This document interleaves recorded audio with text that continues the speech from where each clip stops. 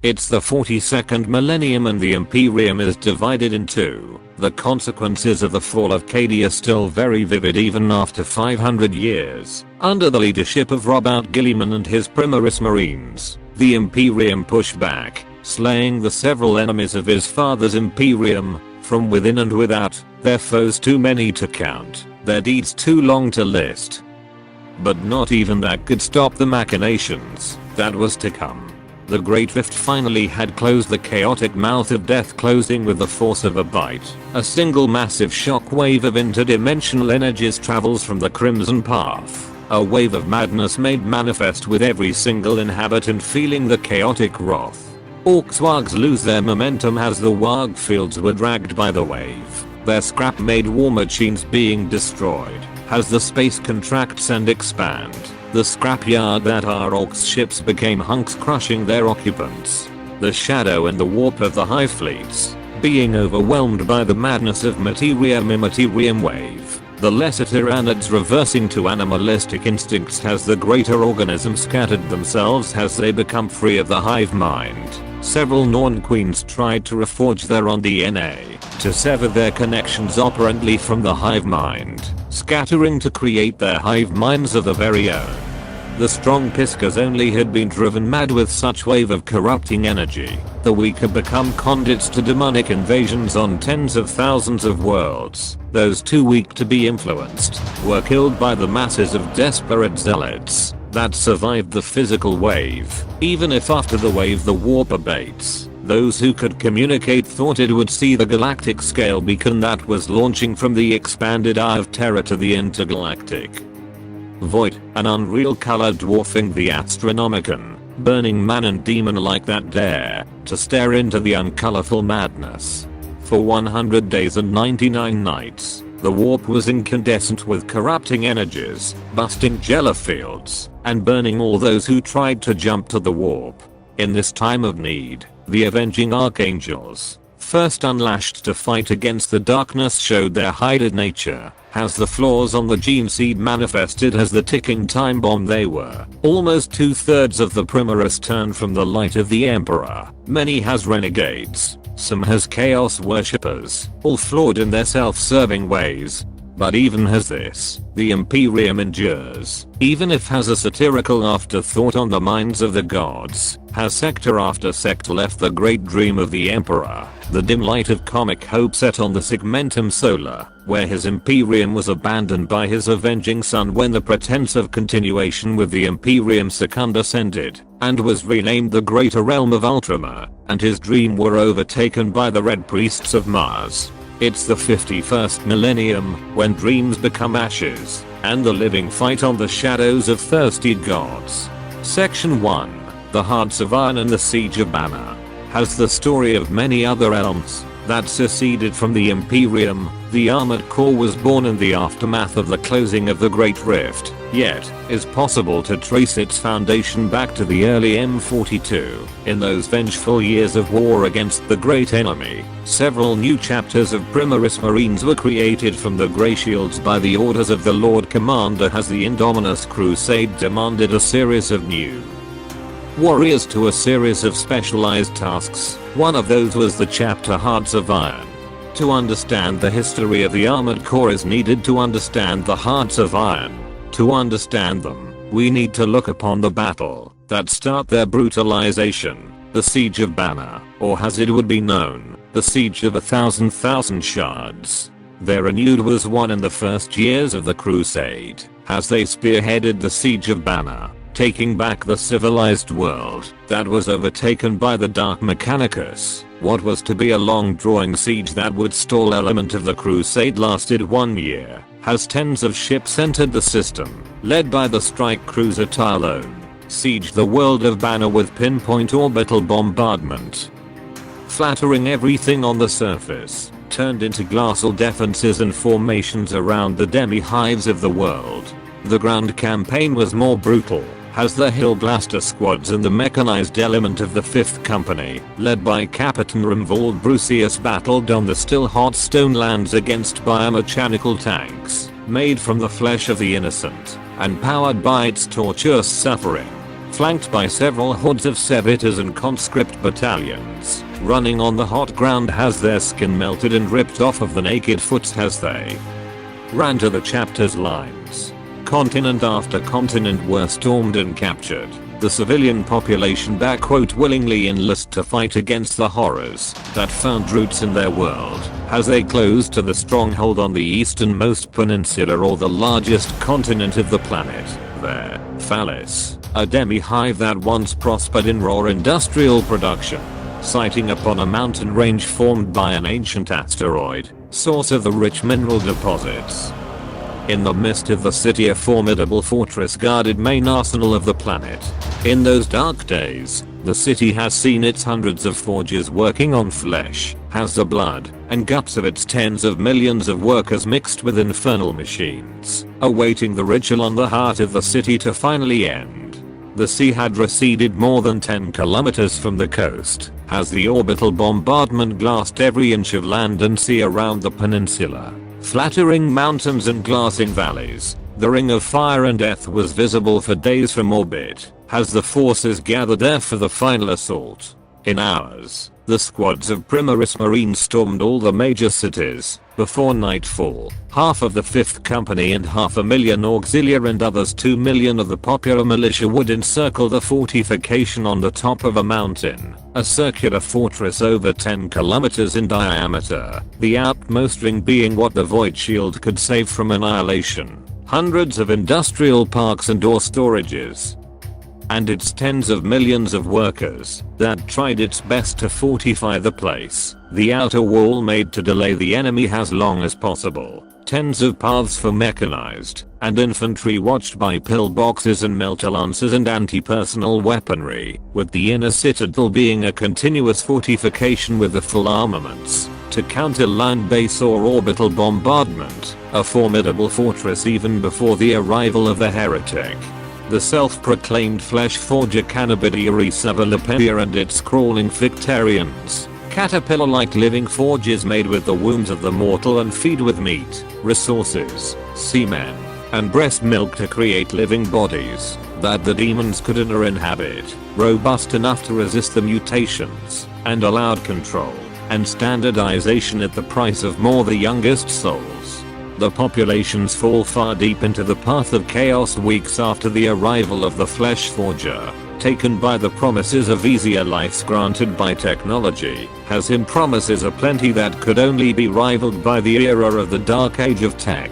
The heretic put to use those who his words deceived, and the decades of storage resources made him capable of spawning entire armies of hellspawn machinery. In preparation, Krathanium T, a demon that feeds on the frustration and bloodshed, was invoked and fused with the Void Shield's generators of the fortress, the bubble of energy simply standing after several days of continuous orbital bombardment and vanishing, just to appear in the right place of another macrocial, artillery ordnance and missiles. More than 9 months of siege and the generator still playing the siege game as the Void Shield itself mocks and laughs on the fleet, daring them to push harder and harder as the defenders use their own weapons against the ships in orbit. Nothing would disturb the heretic Grand Dark ritual.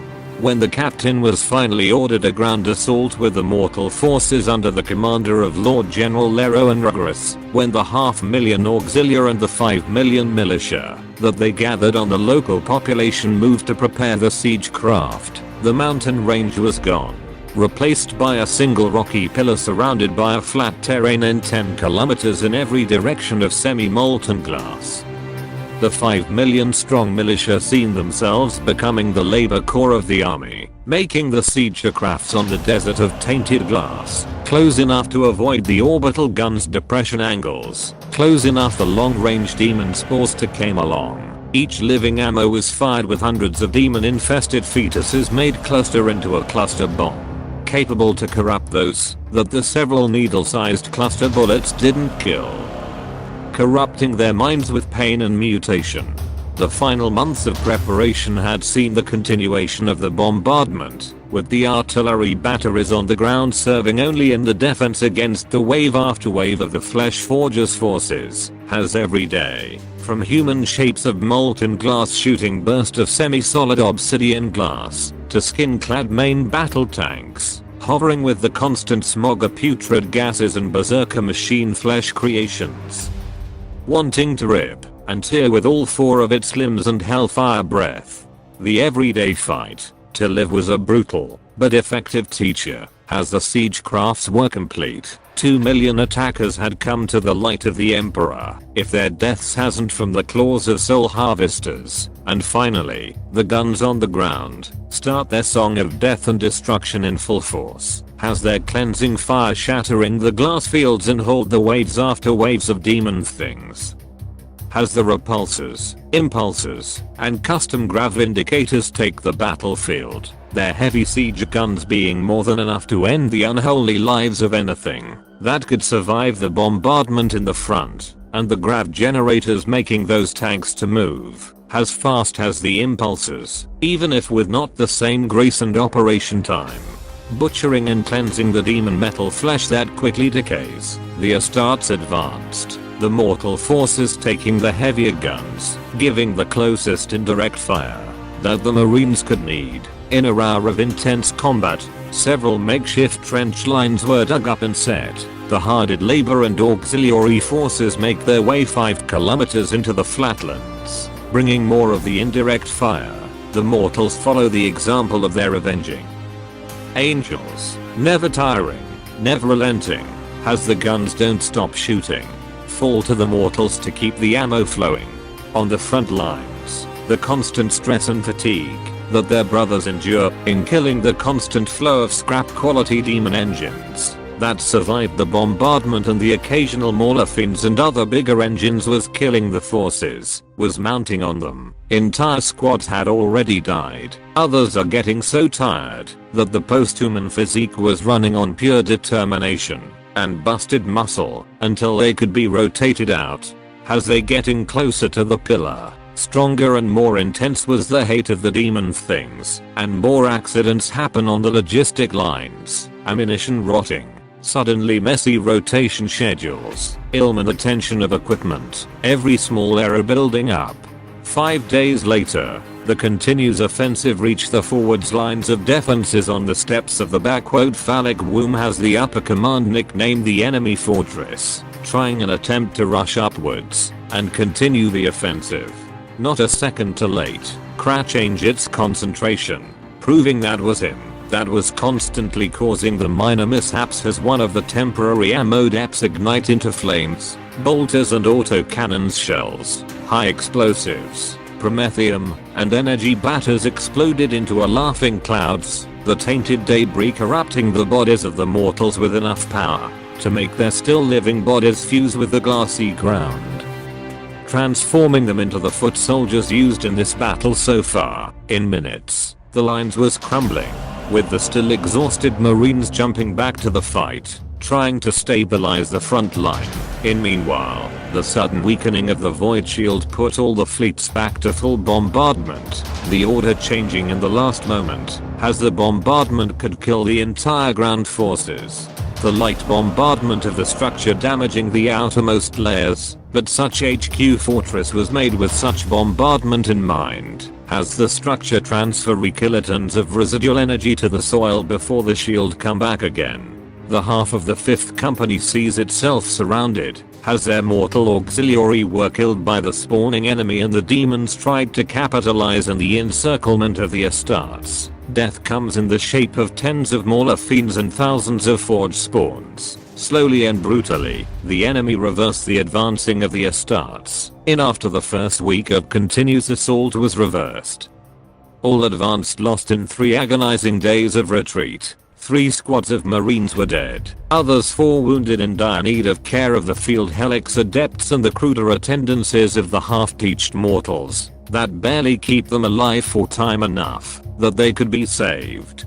Thunderhawks bringing the reserves of the company, 2/3 of the 5th was in combat now, and with the reinforcement, bringing down to the combat Rimvold, clad in his modified armor, its macrofusion reactor overclocked, and capable of using reactive armor, armed with his custom power gauntlet, the Unbreakable Pulse. With him, his chaplain, Gunj Malfactio, and Juran Helaprov, the tech priest of the company. Molding the terrain with artillery, Rimvold prepared the grounds has him ordered a series of multiple mortals and starts assaults and retreats, sending ground and bending the constant flow of forces to a series of artillery kill zones.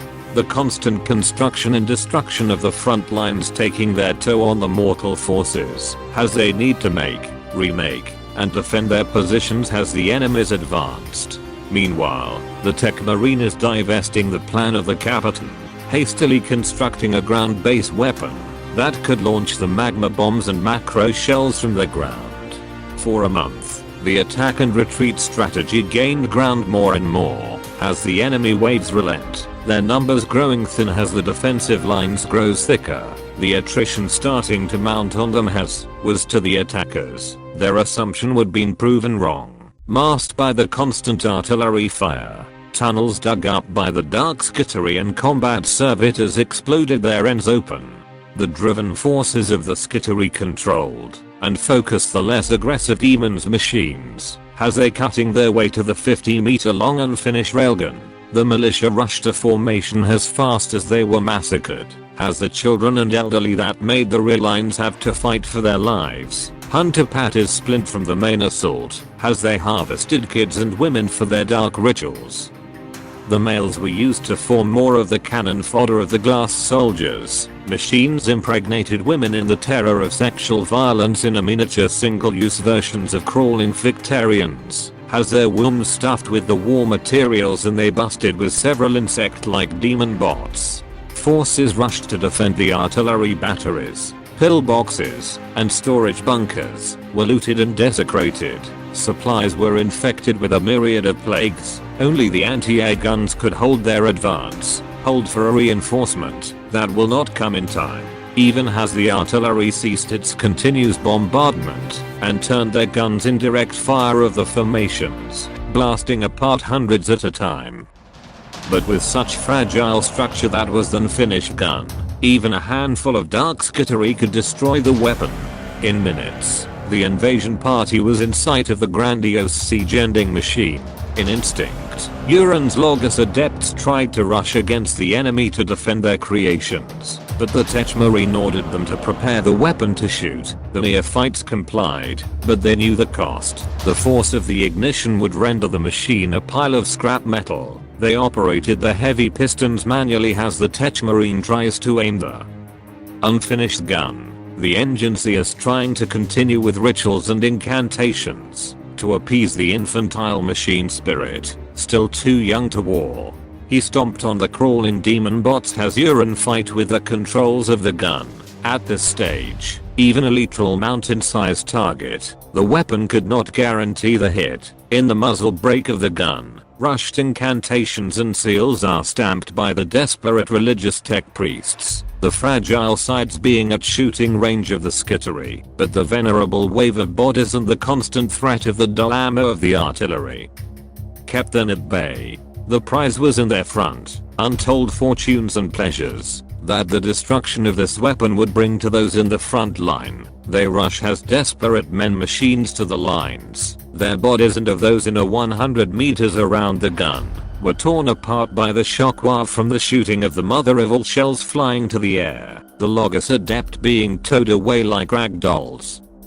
Crumpled and broken, Uran's armor bent as the shockwave of the destruction of the gun hit his torso, the titanic bullet flying in the fraction of the velocity that it was made to. The tank-sized rounds cast its shadow upon the battlefield, the mounted weapons of the Flesh Forger's stronghold trying to ignite the magma round in midair. The shell impact. For a second, the metal works could see to compress and bend under the pressure of 1,000 tons of ordnance as the ogive exploded. Star-hot magma burst in an over of death, the rain of magma covering the glass fields that once again seems itself covered, and its occupants with a layer of hotness, bolts of molten shrapnel killing heretical and imperial forces alike, their senses overloaded. Those who were not blind and deaf turned their gaze against the explosion. The face of the mocking demon with its hideous smile with too many teeth, and not enough lips, stretching the void shield, to create a pinpointed barrier on the front of the shell. Hateful frustration feed the thing that received the curses and chants of hate with orgasmic pleasure. The feast was interrupted as the orbital ships pushed themselves to the limit. As they bombarded the fortress, gigatons of explosive shells detonate upon the distracted demonic shield. In haste, the barrier was held again, but that wasn't enough. The pressure cracks the rocky pillar as the demon tried to redirect to the enemy before him could focus fully in the orbital fire. Regardless, the demons tried to press their advantages, as what passed for mechanized forces of the Flesh Forger rush into the Imperial's lines. The chaplain Gunge fought with unrestricted fury to give time to his brothers to retreat. Some say that was for an hour, others half a day. There was accounts that him faced a defiler in Malay. Others said that was a 7 of them, but what was known is that him held the line alone against the chaotic machines for more than enough for his brothers to retreat until his skull mask find the unholy ground glass as he was finally bested. The price of the second offensive, half of the company was dead. The other half was spread amongst the fleet and the ground. The deaths of the mortals was counted in battalions. Their lines spread thinner as they need to hold the tunnels from more assaults and prevent new ones to be dug, but that wasn't for naught. The Tech Marine tried to argue with his commander to let him to bring more of the fleet ordnance to the ground, but that wasn't to be. The Uran's plan has failed and cost them dearly, but him would not relent. Within the conscripted population that would take place on the front, small quantities of special ores that were smuggled, cylindrical centrifuges were built, and several heavy missiles batteries were taken to maintenance. Rimvold had ordered all the gene seed of the dead and living Astartes to be harvested before had gone to a day and a night in meditation, his frustration burning in an inward fury, clouding his judgment. Visions of different strategies of others' chapters played on his mind. How many would abandon the campaign and let the corruption goes unchecked to justify an exterminatus on world? How many would let those deaths to be wasted? He can't. 27 brothers died on this lands, and this would not be in vain. Another month has passed. The Forge Lord's fortress have visually changed as their inhabitants finish the preparations. The constant killing and bloodshed on the disgraced fortress marks preparing the grounds. Many of the weapons and defenses were cannibalized and used to this one ritual. This thing that filled the semi-organic mind of the Flesh Lord in ramped ecstasy. The project let the ground campaign neglected as the heretic grasped the final victory with his own hands. Rimvold doubled down on the assault. Instead of several separated spearheads with Astartes, a single massive fist with all the ground forces would to be with him on the direct attack to the fortress, marching into the torrential rain that was forming all over the area. A mechanized wave crushed the enemy foot soldiers with ease. Once again, the shadow of the fortress was against them.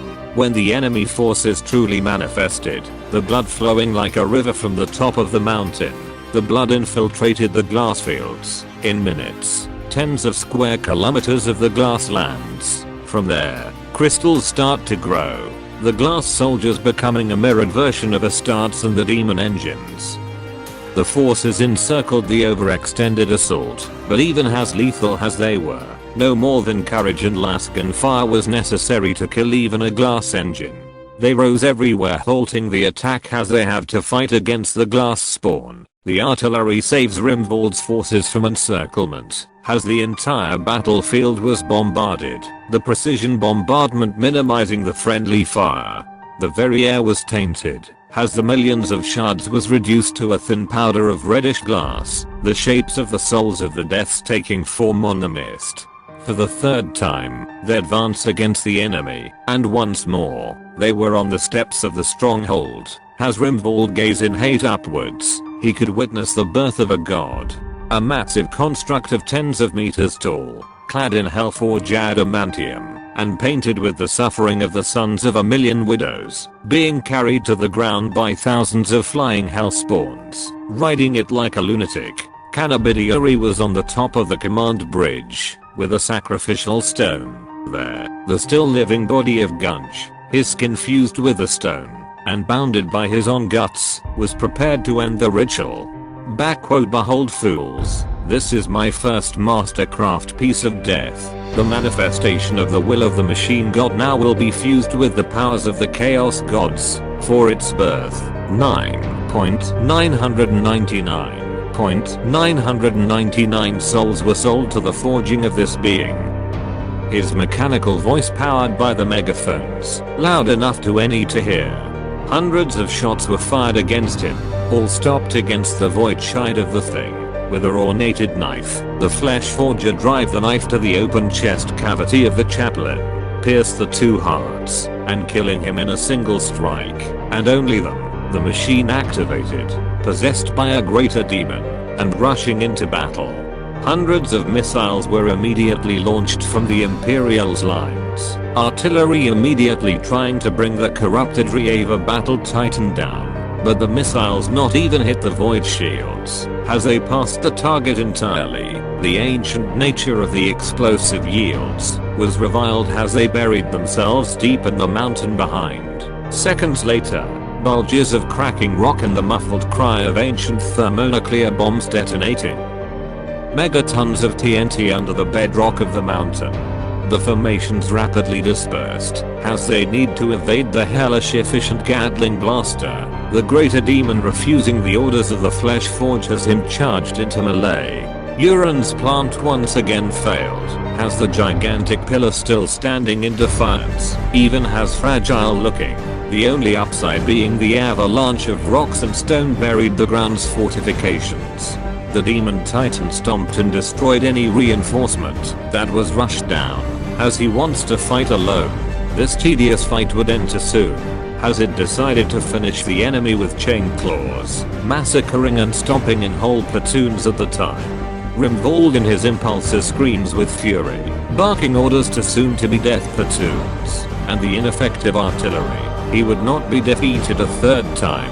Him and his platoon rushed towards the pile of rubble. The Titan focus changed in a second, as the thing rushed, as a predator against his prey, or the hunter-killer missiles of the tank fired in a single salvo, but this not even slowed the charging beast machine. He ordered a U-turn when he jumped to the floating tank. Huster, until this campaign ends, you are in the command of the forces. Don't let Uran take control. Sir, what you are going to do, sir? I'm giving my heart. Those were the last words that Rimvold's to his veteran squad. The warrior jumped out of the moving transport, rushing upward on the rubble. Demon arms and tentacles of the still living creatures trying to drag him down. The charging devil engine charging against the commander of the forces as he entered between the cracks of the rocks, big enough to hide a platoon, but too small for the demoniac claws. The demon things start digging the rocks trying to reach his prey. Rimvold could not accept this fate. He would not accept this fate. Cornered and dug up from his hiding ground as a pathetic rat would not be the way he would die. He used all bullets of his bolt pistol except for one. Cram manifest in the walls of the cave, taunting him to kill himself, mocking the deaths of his soldiers, and attacking his honor. The heavy firepower of the artillery finally catches up with the Titan, as the void shields withstand again and again with the attacks, until it could not more, but the demon armor would endure enough to guarantee Rimvold's death. The captain charged his power fist beyond the limit, using all the power of his suit to overload the power field, the weapon glowing blue like a newborn star, the very metal starting to glow hot. As a final defiance, he punched the hideous face of the crab. The explosion consumes the gauntlet and his arm with it, shooting his body out of the hole like a bullet, the force great enough to finally crack the foundations of the Tower of Rock. Barely conscious, he saw himself flying like a cannon shell, acting more in instinct than logic. He exploded every single reactive piece of armor that's left, slowing him enough to not die on the landing. Mortals were the first to try to drag his body away from the front. He would not stand or fight for long days. The captain take off his power down helmet. His eyes catch the moment that the cracks on the rocks on the massive pillar reach the critical point. The titanic shadow of the pillar growing, Massive chunks of rock too heavy to the demon flesh hold together coming apart. The feasts of flesh and orgies of pain on the fortress in commemoration of a premature victory stopped. Has the very ground trembled and splintered. Demon engines falling down to the glass fields below. Cultists trying to hold on the flying engines, only to be killed by them. Hundreds of megatons of rock rain above the battlefield. The demon titan was crushed with his master, the demonic shield vanishing, as its the flesh metal of the void shield's generators were ripped apart. The cry of victory amongst the mortals repeating again and again the motto of the Hearts of Iron as they celebrate the Pyrrhic victory. At the end of the campaign, only 20 battle brothers left the dusty remains alive, but the orbital ships expended no time in smashing the ruins of the place to oblivion. The bombardment almost destroyed the peninsula itself as the bombardment area was down at more than 500 meters below the ocean level. The Imperial Guard's forces would conscript all the hardened militias into the Guard, but the campaign against Chaos was watched by agents of His Most Holy Inquisition, and they were in contact with the great enemy for long periods of time. Too much to be safe. The crippled commander ordered hundreds of thousands inducted into the chapter as serfs, but this was enough to save only a few. Millions around the world would be put to the torch, purging the very population that they saved from damnation. The only place that they wouldn't find the taint was on the immense crate left by the fleet. The bombardment was so harsh and intense that the agents of the Inquisition didn't found a single corrupted rock. As they left the system with a bitter victory, the planet would become an arid rock as a result of the bombardment. Billions would perish on the world. Others would starve. Their soldiers that supply the armies were not to be anymore. Nobody could see a future on this world. There would not be, and all that the navigator could see for a day after they entered the warp was a hideous face with too many teeth and not enough lips.